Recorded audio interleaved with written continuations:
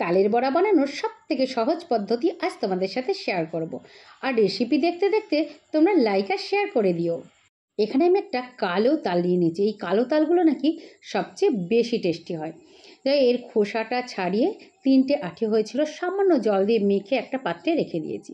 এদিকে half cup সুজি উষ্ণ কুসুম গরম দুধ দিয়ে ভিজিয়ে রাখবো, যতক্ষণ না সুজিটা পুরোপুরি ভিজে যাচ্ছে।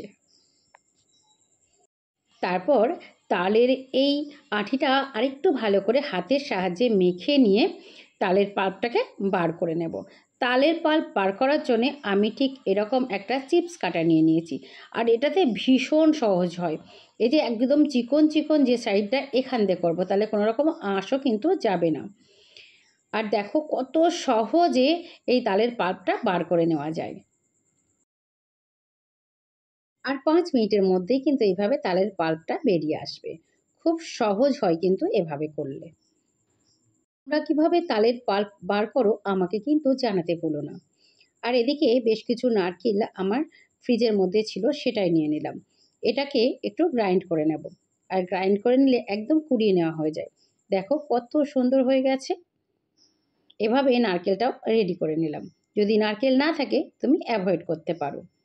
একটা বড় পাত্রের মধ্যে যে সুজিটা ভিজিয়ে রেখেছিলাম, সুজিটা পুরোটা নিয়ে নেব।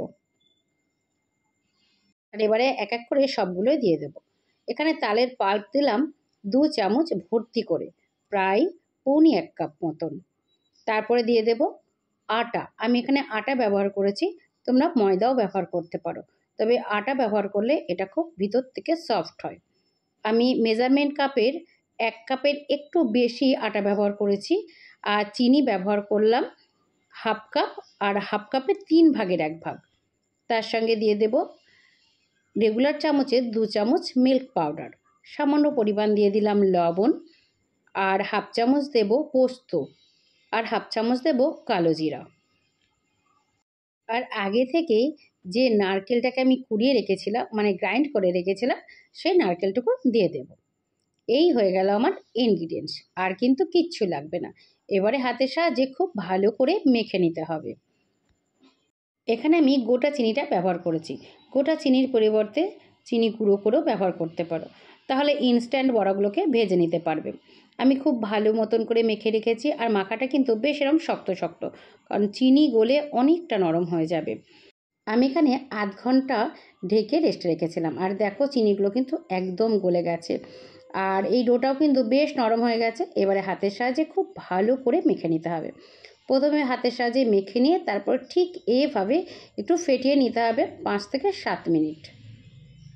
যতটা হাতের সাহায্যে এভাবে ফেটিয়ে নেবে ততটা কিন্তু বড়া সফট হবে, খেতেও খুবই সুন্দর হবে। কড়াইতে পরিমাণ মতন তেল দিয়ে খুব ভালো করে গরম করে নিয়েছি। তারপরে গ্যাসটাকে একেবারে সিমে দিয়ে 2 মিনিট এরকম নেড়ে চেড়ে তেলটাকে ঠান্ডা করে নিয়েছি। একদম ঠান্ডা না, তবে বেশ মিডিয়ামেরও নিচে ঠান্ডা করে নিয়েছি। তারপরে এক এক করে বড়াগুলোকে দিয়ে দেব। খুব বেশি দেব না, যাতে সবগুলো ডুবো তেলে ভাজা যায় সেই পরিমাণেই বড়াটা ছেড়ে দেব। আলতো হাতে নেড়ে চেড়ে দেবো, যাতে কোনোভাবে এক পিঠটা ধরে না লাগে। এক পিঠ ধরে গেলে পরের পিঠটা উল্টাতে গেলে অসুবিধা হবে, প্লাস ভাজাটাও কিন্তু ভালো হবে না।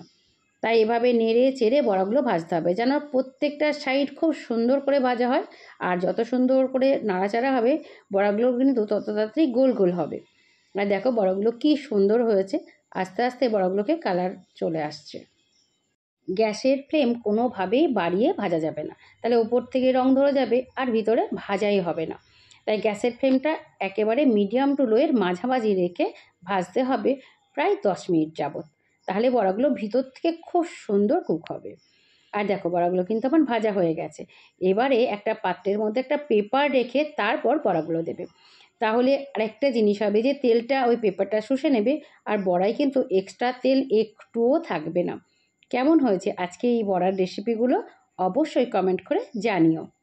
ইউটিউব থেকে দেখলে চ্যানেল সাবস্ক্রাইব করে, আর ফেসবুক থেকে দেখলে ফেসবুক পেজ ফলো করে সঙ্গে থেকো।